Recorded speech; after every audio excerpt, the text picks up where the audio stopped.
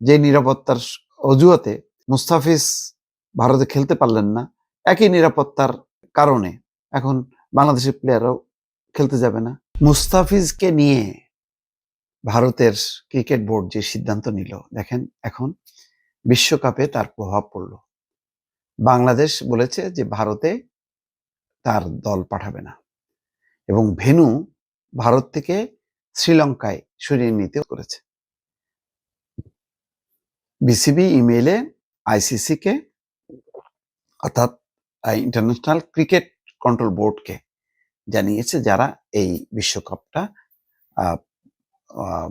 নিয়ন্ত্রণ করে বা তাদের মাধ্যমে যেটা অনুষ্ঠিত হয়, সেই আইসিসি কে অনুরোধ করেছে বিসিবি নিরাপত্তার সংখ্যা, যেহেতু নিরাপত্তার কারণেই মুস্তাফিজকে সরিয়ে দিতে বলেছে ভারতীয় ক্রিকেট কন্ট্রোল বোর্ড।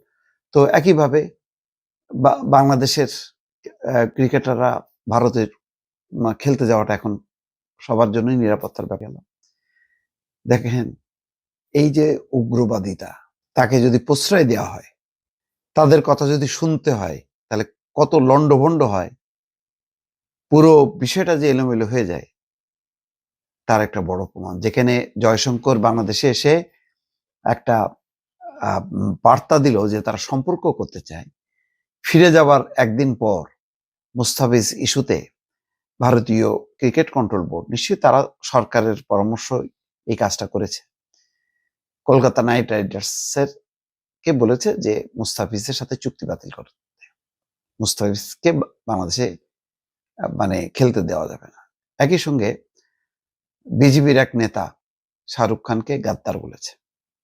এখন কি হলো, বাংলাদেশে দ্রুত এর প্রতিক্রিয়া হলো।